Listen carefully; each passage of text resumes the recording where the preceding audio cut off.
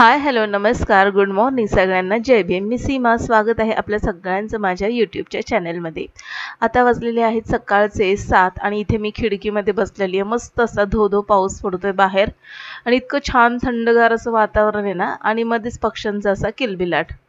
तर इथे मी माझं सगळं आवरलं, म्हणजे अंघोळ वगैरे सगळं आवरलं आणि आता इथे मी झाडू मारून घेते. कारण की आता ना सकाळी सकाळी मी लवकर डब्याची वगैरे घाई करत नाही किंवा मग नाश्ता वगैरे बनवण्याची देखील घाई वगैरे करत नाही. कारण की आता दोघंही दुपारी जातात साधारणपणे 11:30 ते 12च्या आसपास दोघंही मुलं निघून जातात. त्याच्यामुळे इतकं सकाळी भाजी चपाती वगैरे मी बनवत नाही. तर मग आरामात सध्या माझं असं रुटीन सुरू आहे. तर मस्तपैकी आज 6:30ला उठले आणि उठून थोडंसं निवांत बसले. थोडंसं स्वतःसाठी वेळ द्यायचा. तर असं आपण दरवेळेस म्हणतो की आपलं घर आनंदी असलं की आपलं मन देखील आनंदी असतं आणि मन आनंदी असलं की पूर्ण घर असं प्रसन्न प्रसन्न वाटायला लागतं. कारण की आपण नेहमी ऑब्झर्व करा स्वतःला, ज्या वेळेस तुमचं मन प्रसन्न असतं ना, तर हसत खेळत थट्टा मस्करी करत आपण घरातल्या प्रत्येक फॅमिली मेंबरशी बोलत असतो, हालचाल विचारत असतो त्यांची, आणि प्रत्येक फॅमिली मेंबर देखील हेल्दी असा आपल्याला दिसतो. म्हणजेच मला असं म्हणायचं आहे की तुमचं मन प्रसन्न असेल ना, तर तुमच्या डोक्यातले विचार कुठले कुठे गायब होतात, टेन्शन वगैरे सगळं तुम्ही विसरता. तर इकडे मी सगळं झाडू वगैरे मारत होते आणि माझे मिस्टर सारखे मध्ये मध्ये येत होते. तर मी त्यांना म्हटलं, एका ठिकाणी बसा, सारखे कचऱ्यामध्ये काय फिरताय. तर मग नंतर ते एका ठिकाणी बसले. ते बोलले, नाही ना, तुझ्या पाठीमागे पाठीमागे फिरलं की कचरा जरा दिसतो किती आहे घरामध्ये साठलेला तो. तर असं चाललेलं असतं आमचं सकाळी सकाळी, थोडीशी थट्टा मस्करी वगैरे. तर मग त्यांनी देखील त्यांचा चहा वगैरे घेतला आणि ते देखील लवकरच सकाळी ना ग्राउंडमध्ये निघून जातात. कारण की त्यांना देखील सवय आहे, साधारणपणे रोज सकाळी ते ग्राउंडमध्ये 2.5 ते 3 तास सहजपणे ते घालवतात. कोवळं ऊन, त्या कोवळ्या उन्हामध्ये रनिंग करणं, त्याच्यानंतर थोडीशी स्ट्रेचिंग करणं, क्रिकेट खेळणं, हे सगळं त्यांचं चाललेलं असतं. तर इथे मी ना दिवाबत्ती वगैरे केली आणि आता थोडंसं मी माझ्या स्वतःसाठी वेळ देते. तर इथे ना थोडंसं डीप ब्रीथिंग करते आणि साधारणपणे 10 मिनिटासाठी किंवा मग साधारणपणे 8 ते 10 मिनिटासाठी इथे मी मेडिटेशन करते. थोडंसं मन शांत होतं आणि अशी मनामध्ये जी अस्वस्थता किंवा मग अस्वस्थ असतं, काहीतरी मन इकडे तिकडे उगाचच बागडत असतं, फिरत असतं, तर ते शांत करायचं थोडंसं. मग कोणीतरी म्हटलेलं आहे, मन पाखरू पाखरू, म्हणजे ना आत्ता सध्या आपण एका विचारामध्ये असतो आणि पुढच्या क्षणाला माहिती नाही आपलं मन कुठल्या कुठे स्थिरावलेलं असतं. म्हणजे आता इथे, तर नंतर पुढच्या क्षणाला दुसरीकडे कुठेतरी असं मन स्थिरावत असतं. तर ते स्थिर करण्यासाठी ना मेडिटेशन फार उपयोगी आहे आणि हे मेडिटेशन करत चला. माझे मिस्टर नेहमी म्हणतात, माणसाने स्वतःचे छंद जोपासले पाहिजेत, मग वय कोणतंही असो. लहानपणी तर आपण मस्तपैकी बालपण एन्जॉय करत असतो, पण थोडंसं जेव्हा आपण मोठं होतो ना, तर स्वतःला देखील वेळ देणं गरजेचं आहे. आणि आता मी पुन्हा आलेली आहे याच मुद्द्यावरती. तर आपण साधारणपणे वयाची 40शी क्रॉस केलेलो आहोत आणि स्वतःकडे आता लक्ष देणं खूप गरजेचं आहे. तसं तर याआधी देखील आपण लक्ष देत होतो, पण याआधी आपण महिलांना थोडंसं बिझी होतो. तर ते कशामध्ये? तर आपल्या संसारामध्ये, आपल्या छोट्याशा लहान अशा मुलांमध्ये आपण बिझी होतो.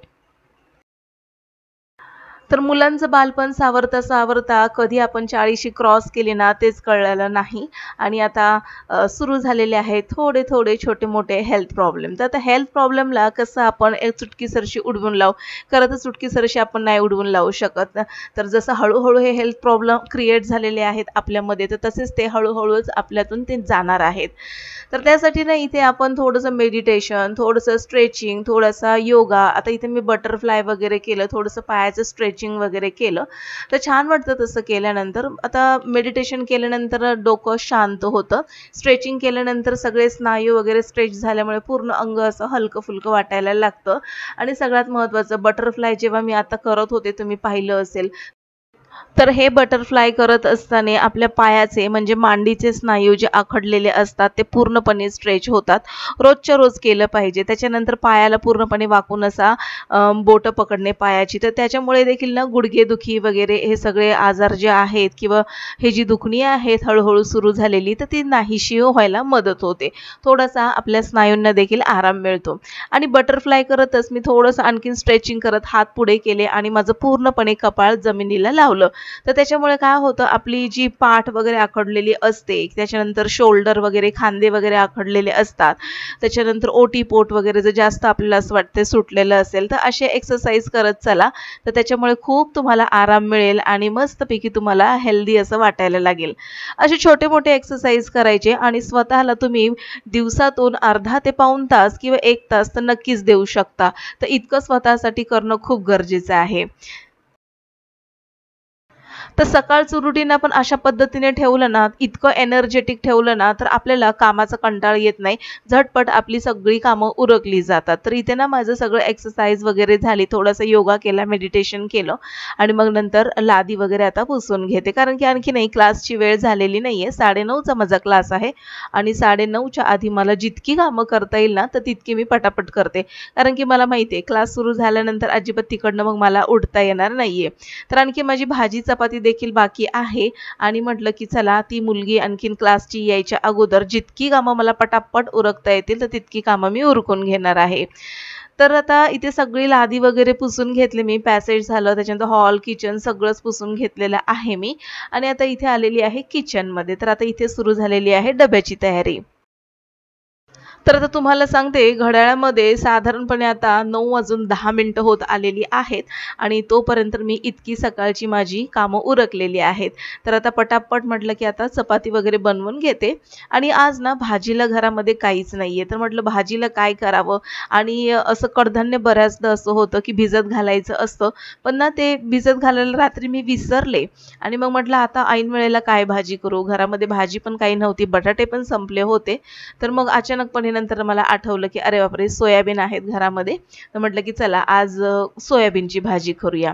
तर सोयाबीनमध्ये ना भरपूर सारं प्रोटीन असतं आणि सोयाबीनची भाजी वगैरे मुलांना करून देत चला किंवा सोया मंचुरियन वगैरे करून देत चला. खूप हेल्दी आहे हे. मुलं बाहेर असं काहीतरी सटर-फटर खातात, तर त्यापेक्षा तुम्ही असं घरामध्ये बनवून देऊ शकता. तर चपाती वगैरे सगळी झाली माझी आणि आता इथे मला सोयाबीनची भाजी करायची आहे. तर थोडंसं ना गरम पाण्यामध्ये हे सोयाबीन घालून घेते, म्हणजे पटकन असे भिजले जातात. तर सोयाबीन करत असते ना, सोयाबीनची भाजी मी शक्यतो सुक्की भाजीच बनवते, कारण की सुक्की भाजीच टेस्टी लागते. बरेच जण या सोयाबीनला ना साधारणपणे ग्रेव्ही टाईपमध्ये बनवतात. तर मी ना ग्रेव्ही टाईपमध्ये 2-3 वेळा बनवून बघितलेली आहे. पण मला नाही आवडली ती सोयाबीनची ग्रेव्हीतली भाजी. काहीतरी वेगळाच प्रकार होतो त्या भाजीचा आणि म्हणून मग सुकी भाजी मुलं आवडीने खातात. तर म्हटलं की चला सुकी भाजीच बनवायची. तर इकडे सोयाबीन टाकलेले आहेत गरम पाण्यामध्ये आणि आता इथे ना हे जे बीट आहे तर ते बीट मी थोडंसं सोलून घेते आणि या बीटामध्ये थोडेसे 2 आवळे देखील असे चिरून घालणार आहे. तर इथे ना मी बीटाचा ज्यूस करणार आहे, बीट आणि आवळ्याचा, आणि तो ज्यूस मी पिणार आहे. तर आता हा ज्यूस कशासाठी ते देखील मी तुम्हाला सांगते. तर बऱ्याच जणांना रक्ताची कमतरता असल्यामुळे काय होतं की थकवा येतो, म्हणजे अशक्तपणा जाणवतो, कमजोरी जाणवते आणि यासाठी ना आपल्या शरीरातलं रक्त म्हणजे हिमोग्लोबिन कमी झालेलं असतं, सोबतच त्यातलं आयर्न देखील कमी झालेलं असतं आणि म्हणून ना आपण दिवसाआड अर्ध्या बिटाचा ज्यूस जरी करून पिलो किंवा ज्यूस जर नाही जमला तर जेवणामध्ये सॅलड म्हणून बीट जरी खाल्लं ना तर तुमची हिमोग्लोबिनची कमतरता, आयर्नची कमतरता भरून निघेल. आता सगळ्यात महत्त्वाचं, आता आपल्या शरीरामध्ये आयर्न असणं खूप गरजेचं आहे, रक्तामध्ये ते असतं आणि हे आयर्न रक्तामध्ये पूर्णपणे शोषून घेण्यासाठी त्यामध्ये आपल्याला व्हिटॅमिन सी असणं खूप गरजेचं आहे आणि म्हणून बीटाचा जेव्हा तुम्ही ज्यूस करताना तर त्यामध्ये 2 आवळे चिरून घाला किंवा मग थोडासा लिंबाचा रस पिळून घाला.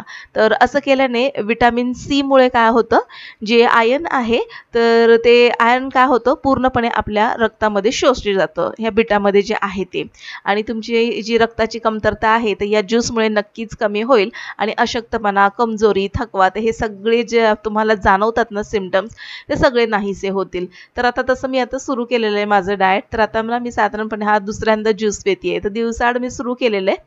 तर हे प्यायचं आहे मला, कारण की केसांचे हेअर फॉल्सचे वगैरे प्रॉब्लेम जर असतील तर ते देखील नाहीसे होतात याने.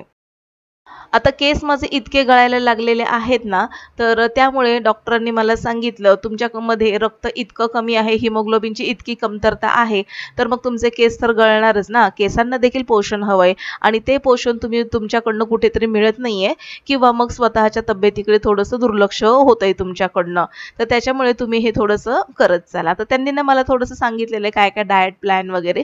तर म्हटलं की चला तशा पद्धतीने आता आपण डाएट प्लॅन करूया. स्वतःच्या तब्येतीकडे लक्ष दिलं पाहिजे, कारण की घरातली जी गृहिणी असते ना, तर तिला सगळीकडे लक्ष द्यावं लागतं. मुलांकडे म्हणा किंवा आपल्या सासू-सासऱ्यांकडे म्हणा किंवा मग इतर सगळे फॅमिली मेंबर्स. तर घरातली महिला हेल्दी असेल तर पूर्ण घर हेल्दी वाटतं आपल्याला आणि घरातली महिला जर आजारी असेल ना, तर घर असं निरुत्साही वाटायला लागतं. तर असो, तर इथे ना मी हे सोयाबीन भिजवलेले सगळे चिरून घेतले आणि आता त्याला फोडणी घालणार आहे. तर सोयाबीनची भाजी मी खूप साध्या पद्धतीने बनवते. तर कढईमध्ये तेल घातलेलं आहे आणि त्यामध्ये थोडीशी मोहरी घातलेली आहे. बारीक चिरलेला भरपूर असा कांदा घालायचा. तर साधारणपणे मध्यम आकाराचा बारीक चिरलेला कांदा घातलाय. त्याला छान परतून घ्यायचं आणि आता हा कांदा परतत असतानाच यामध्ये ना आपल्याला साधारणपणे अर्धा चमचा आलं लसूण पेस्ट घालायची. तर छान लागतं. बरेच जण यामध्ये टोमॅटो देखील घालतात, पण मी नाही घालत. तर थोडीशी इथे ना मी साधारणपणे अर्धा चमचा इतकी आलं लसूण पेस्ट घातलेली आहे आणि आता हा कांदा छान असा परतून घेते. कांदा मऊसर होत आला की मग यामध्ये ना आपण सोयाबीन घालायचं, थोडंसं तिखट घालायचं, मीठ घालायचं चवीनुसार आणि मस्तपैकी मंद आचेवरती हे परतून घ्यायचं. आम्ही लहान असायचो ना, तेव्हा माझी मम्मी देखील अशाच पद्धतीने सोयाबीनची भाजी बनवायची आणि इतकी चवदार ती भाजी लागायची ना, तर ती भाजी आम्ही ना म्हणजे मी स्वतः चपातीसोबत न खाता नुसते सोयाबीनची भाजीच अशी खायची. तर इतकी चवदार लागायची ती भाजी. तर तशाच पद्धतीने मी ही भाजी बनवलेली आहे. पण माहिती नाही आईच्या हातची जी चव आहे ना, तर ती आपल्या हाताला म्हणजे माझ्या हाताला तरी साधारणपणे ती येत नाही. तर छान असं हे सोयाबीन तिखटमध्ये असं परतून घेतलं कांदा तिखटामध्ये आणि यामध्ये आता थोडंसं चवीनुसार मीठ घातले आणि व्यवस्थित पुन्हा एकदा हे परतून घेते. झटपट होते भाजी, जास्त काही वेळ लागत नाही. तर इथे मंद आचेवरती भाजी ठेवलेली आहे आणि तोपर्यंत आता हा म्हटलं की चला पूर्ण ओटा हा जो किचनचा आहे ना, तर तो पुसून घेते. कारण की भरपूर असं पीठ वगैरे सांडलेलं आहे. तर थोडंसं क्लीन केलं की छान वाटेल असं. तर हे सगळं पुसून घेते, कारण की किचनचा ओटा देखील साधारणपणे मला तेलकटच वाटतोय. कारण की फोडणी वगैरे आपण देतो ना भाज्यांना वगैरे, तर सगळं तेल असं किचनच्या ओट्यावरती उडतं आणि म्हणून काय करते मी, सुरुवातीला ओल्या कपड्याने हा किचनचा ओटा सगळा पुसून घेते. म्हणजे त्यावर सांडलेलं पीठ वगैरे सगळं निघून जाईल, तेलकटपणा निघून जाईल आणि मग सगळ्यात शेवटी याच्यावरती ना स्प्रे करायचा. आपला लिक्विड सोपचा जो मी करून ठेवलेला आहे तो. तर त्याने स्प्रे करून मस्तपैकी एकदा पुसून घ्यायचं. मस्त लख्ख असं किचन निघून जातं. पुसून घेतलं हे, आता थोडंसं स्प्रे करते आणि पुन्हा एकदा याला पुसून घेते. तर आता बराबर वाजत आलेले आहेत 9:30 होऊन गेलेत. आज चिव थोडीशी उशिरा येणार आहे वाटतं, कारण की तिने मला तसा मेसेज टाकला तिच्या मम्मीने की आज चिवला थोडासा लेट होईल, कारण की ना त्यांची चाललेली आहे कॉम्पिटिशन स्कूलमध्ये आणि मग ही कॉम्पिटिशनची तयारी करत असताना थोडीशी तिला ना पाठांतराची देखील म्हणजे प्रॅक्टिस करून घ्यावी लागते. तर तिची मम्मी ना थोडीशी प्रॅक्टिस करून घेत असेल ना, तर थोडंसं लेट होतं 5-10 मिनिटं. तर ती तशी ना कधी-कधी मला असं मेसेज टाकते. तर साधारणपणे ती लेट येईल असं वाटतंय मला. तोपर्यंत म्हटलं की चला हे सगळंच मी आता किचन सगळं साफ केलं मी आणि आता हे भाजी चपाती तयार झालेली आहे. तर हा आता नाश्ता देते माझ्या मुलाला. तर ह्याला ना सोयाबीनचा नाश्ता फार आवडतो, सोयाबीनची भाजी आणि चपातीचा. तर ह्याला नाश्ता देते आणि मी देखील थोडंफार हीच भाजी आणि चपाती खाऊन घेणार आहे. तर इथे सुरू झालेला आहे माझा क्लास आणि चिव आलेली आहे आज 9:40 तर साधारणपणे 10 मिनिटं उशिरा आली आणि म्हणून तिला मी थोडंसं ओरडले देखील आणि तिला सांगितलं अभ्यास करायला. तोपर्यंत हा मुलगा आला, त्याला म्हटलं चिव सोबत बस अभ्यासाला. तर तो म्हणतो की नाही मी आतमध्ये बसतोय, मला मी एकटा अभ्यास करेन म्हणून. तर त्याला म्हटलं अभ्यासच कर, उगाचच टाइमपास करू नको आणि वर्कशीट अर्धीच लर्न झालेली आहे, तर पूर्ण वर्कशीट लर्न करायची, अर्धवट ठेवायची नाही. तर तेच सांगतोय तो की आता मम्मी माझा शाळेचा वेळ होत आलाय. तर म्हटलं होऊ दे, आणखीन 10 मिनिटं आहेत, करत बस. तर तो गेला आणि आता बघा बराचसा वेळ झाला क्लास घेऊन आणि आता ना क्लास सुटायची वेळ आलेली आहे आणि आमच्या आई देखील आलेल्या आहेत. त्या बरोबर ना साधारणपणे 11:15 11:30च्या आसपास येतात. कारण की ना म्हणजे त्या ताईंकडे राहतात, नंदेकडे, आणि त्यांना असं वाटलं की चला आता मोठ्या लहान लेकाकडे जावं, तर मग त्या अशा फिरत फिरत येतात आणि 11:30च्या आसपासच येतात, 11:15 11:30, कारण की मग दोन्ही मुलं नातवं त्यांना पाहायला मिळतात. तर मग येतात, गप्पा वगैरे मारत बसतात. तर आता त्या बसल्या आहेत, तर तोपर्यंत इथे ना मी निलयचा डब्बा वगैरे भरून घेतला.